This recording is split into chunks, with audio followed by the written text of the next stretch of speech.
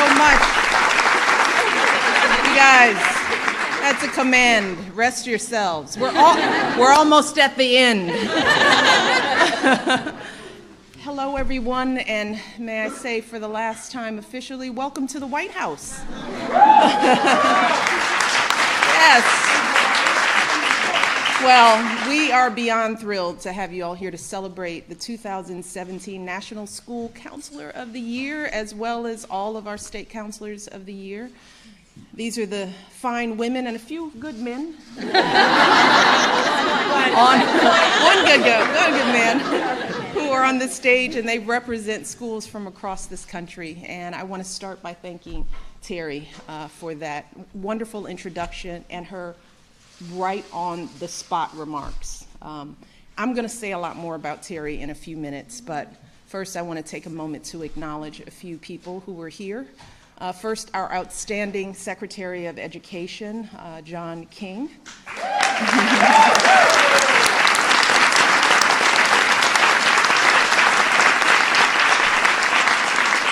As well as our former Education Secretary, Arnie Duncan.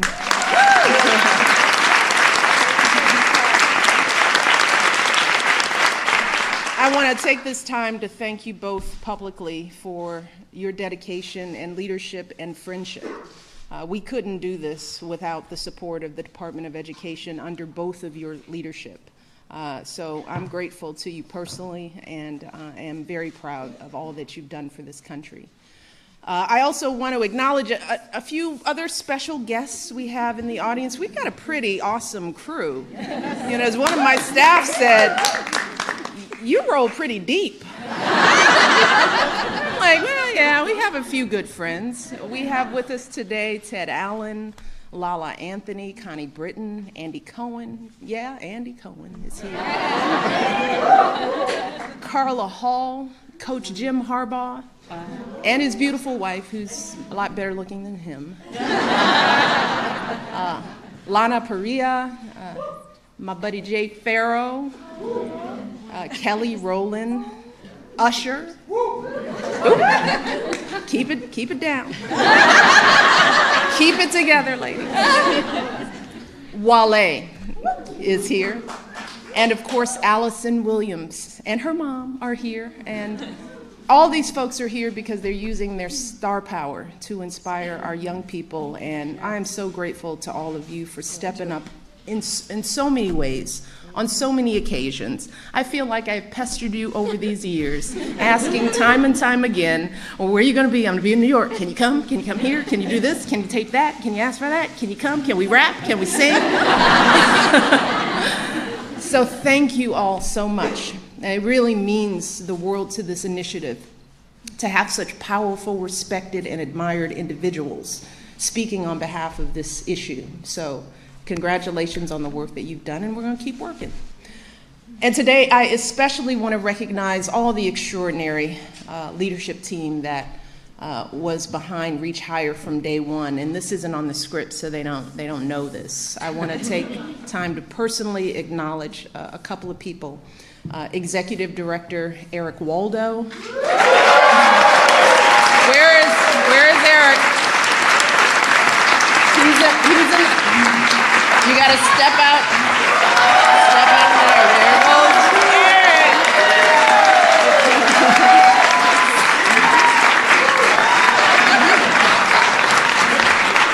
Eric's acting like he's a ham, but he likes the spotlight. He's acting a little shy. I want to recognize our Deputy Director, Stephanie Sprouse. Stephanie, back there. And he's really not going to like this because he tries to pretend like he doesn't exist at all, but our Senior Advisor, Greg Darnader. Woo! There you go. Greg has been a leader in education his entire life. I've known him since I was a little organizer person, and it's just been a joy to work with you all. These individuals, they are brilliant, They are creative. They have worked miracles with hardly any staff or budget to speak of, which is how we roll in the First Lady's office. And I am so proud and so grateful to you all for everything that you've done. So let's give them a round of applause. Or you can leave me.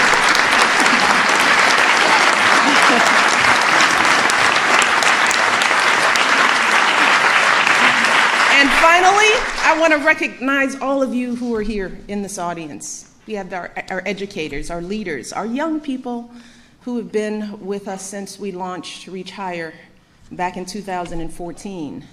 Now, when we first came up with this idea, we had one clear goal in mind. We wanted to make higher education cool. We wanted to change the conversation around what it means and what it takes to be a success in this country. Because let's be honest, if we're always shining the spotlight on professional athletes or recording artists or Hollywood celebrities, if those are the only achievements we celebrate, then why would we ever think kids would see college as a priority? So we decided to flip the script and shine a big, bright spotlight on all things educational. For example, we made College Signing Day a national event. We wanted to mimic all that drama and excitement traditionally reserved for those few amazing football and basketball players choosing their college and university teams. We wanted to focus that same level of energy and attention on kids going to college because of their academic achievements. Because as a nation, that's where the spotlight should also be, on kids who work hard in school and do the right thing when no one's watching, many beating daunting odds. Next, we launched Better Make Room. It's a social media campaign to give young people the support and inspiration they need to actually complete higher education. And to really drive that message home, you may recall that I debuted my music career rapping with Jay about getting some knowledge by going to college.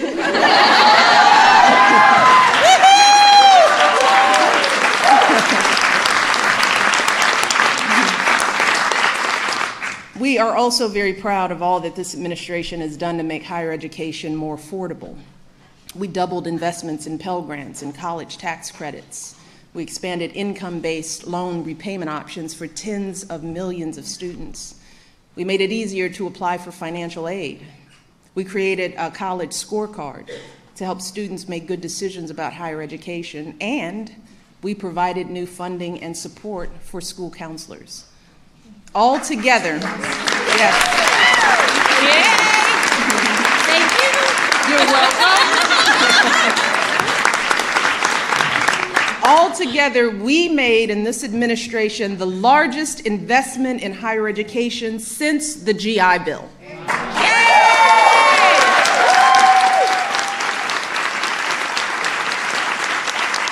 And today, the high school graduation rate is at a record high, and more young people than ever before are going to college. And we know that school counselors, like all of the folks standing with me on this stage, have played a critical role in helping us get there.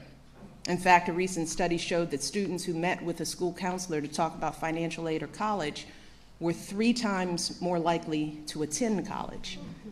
And they were nearly 7 times more likely to apply for financial aid. So our school counselors are truly among the heroes of the Reach Higher story. And that's why we created this event 2 years ago, because we thought that they should finally get some recognition.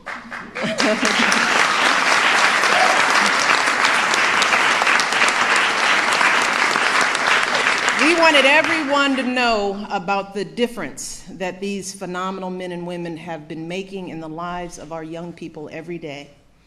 And our 2017 School Counselor of the Year, Terry Trzynski, is a perfect example. As you heard, Terry works at the Calhoun Area Career Center, a career and technical education school in Michigan. And here's what Terry's principal said about her in his letter of recommendation. He said, "Once she identifies a systemic need, she works tirelessly to address it. So when students at Terry's school reported feeling unprepared to apply for higher education, Terry sprang into action to create a school-wide, top-to-bottom college readiness effort. Under Terry's leadership, more students than ever before attended workshops on resume writing, FAFSA completion. Yes, I can now say FAFSA. And interview preparation. I can barely say it. They did career and personality assessments. They helped plan a special college week, and they organized a military day, hosting recruiters from all branches of our armed forces. And because of these efforts today, 75% of Calhoun's seniors now complete key college application steps, and Terry's school has won state and national recognition. And all of this is just one small part of what Terry does for her students each day. I can go on and on about all the time she spends one-on-one with students, helping them figure out their life path. Terry told us, as you heard, she told us about one of those students, so we reached out to Kyra. And here's what Kyra had to say in her own words. Kyra wrote that Mrs. Torzinski has helped me grow to love myself. She helped me with my doubts and insecurities. She said, my life has changed for the better in all aspects. Kyra said she held my hand through my hardest times. She said, Mrs. Torzinski is my lifesaver. That's what Kyra said. And this is what each of you do every single day. You see the promise in each of your students. You believe in them even when they can't believe in themselves, and you work tirelessly to help them be who they were truly meant to be. And you do it all in the face of some overwhelming challenges, tight budgets, impossible student counselor ratios. Yeah, amen. Endless demands on your time. Y'all come in early, you stay late, you reach into your own pockets. And see, we got the amen corner. Amen. You stick with students in their darkest moments, when they're most anxious and afraid. And if anyone is dealing with a college senior or junior, you know what this feels like. These men and women show them that those kids matter, that they have something to offer, that no matter where they're from or how much money their parents have, no matter what they look like or who they love or how they worship or what language they speak at home, they have a place in this country. And as I end my time in the White House, I can think of no better message to send to our young people in my last official remarks as First Lady. So for all the young people in this room and those who are watching, know that this country belongs to you, to all of you, from every background and walk of life. If you or your parents are immigrants, know that you are part of a proud American tradition, the infusion of new cultures, talents, and ideas, generation after generation, that has made us the greatest country on earth. If your family doesn't have much money, I want you to remember that in this country, plenty of folks, including me and my husband, we started out with very little. But with a lot of hard work and a good education, anything is possible, even becoming president. That's what the American dream is all about.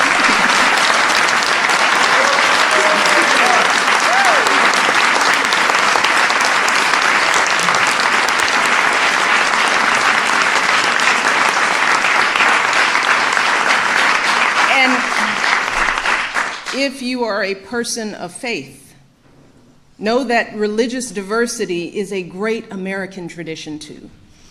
In fact, that's why people first came to this country, to worship freely. And whether you are Muslim, Christian, Jewish, Hindu, Sikh, these religions are teaching our young people about justice and compassion and honesty. So I want our young people to continue to learn and practice those values with pride. You see, our glorious diversity, our diversities of faiths and colors and creeds, that is not a threat to who we are. It makes us who we are.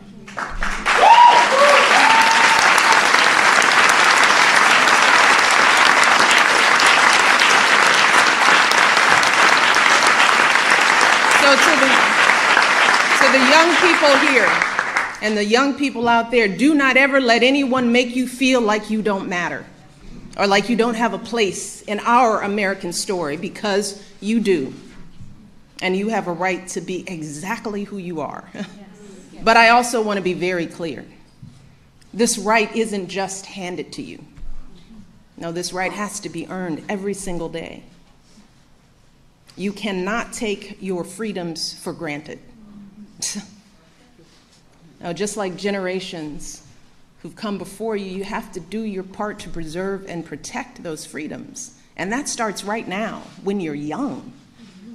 Right now, you need to be preparing yourself to add your voice to our national conversation. You need to prepare yourself to be informed and engaged as a citizen, to serve and to lead, to stand up for our proud American values and to honor them in your daily lives. And that means getting the best education possible so you can think critically, so you can express yourself clearly, so you can get a good job and support yourself and your family, so you can be a positive force in your communities. And when you encounter obstacles, because I guarantee you, you will, and many of you already have, when you are struggling and you start thinking about giving up, I want you to remember something that my husband and I have talked about since we first started this journey nearly a decade ago. Something that has carried us through every moment in this White House and every moment of our lives. And that is the power of hope. The belief that something better is always possible if you're willing to work for it and fight for it. It is our fundamental belief in the power of hope that has allowed us to rise above the voices of doubt and division, of anger and fear that we have faced in our own lives and in the life of this country. Our hope that if we work hard enough and believe in ourselves, then we can be whatever we dream, regardless of the limitations that others may place on us. The hope that when people see us for who we truly are, maybe, just maybe, they too will be inspired to rise to their best possible selves. That is the hope of students like Kyra, who fight to discover their gifts and share them with the world. It's the hope of school counselors like Terry and all these folks up here who guide those students every step of the way, refusing to give up on even a single young person. Shoot, it's the hope of my folks like my dad, who got up every day, do his job at the city water plant. The hope that one day his kids would go to college and have opportunities he never dreamed of. That's the kind of hope that every single one of us, politicians, parents, preachers, all of us, need to be providing for our young people, because that is what moves this country forward every single day. Our hope for the future and the hard work that hope inspires. So that's my final message to young people as First Lady. It is simple.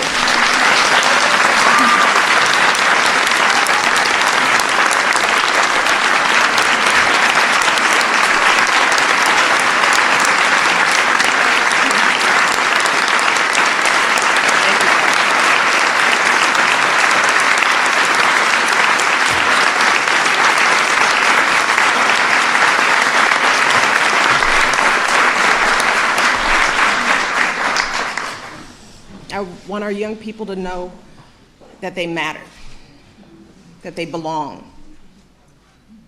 So don't be afraid. You hear me? Young people, don't be afraid. Be focused. Be determined. Be hopeful. Be empowered. Empower yourselves with a good education. Then get out there and use that education to build a country worthy of your boundless promise. Lead by example with hope, never fear. And know that I will be with you, rooting for you and working to support you for the rest of my life. And that is true, I know, for every person who is here today, and for educators and advocates all across this nation who get up every day and work their hearts out to lift up our young people. And I am so grateful to all of you for your passion and your dedication and all the hard work on behalf of our next generation. And I can think of no better way to end my time as First Lady than celebrating with all of you. So I want to close today by simply saying thank you. Thank you for everything you do for our kids and for our country. Being your First Lady has been the greatest honor of my life, and I hope I've made you proud. Thank you.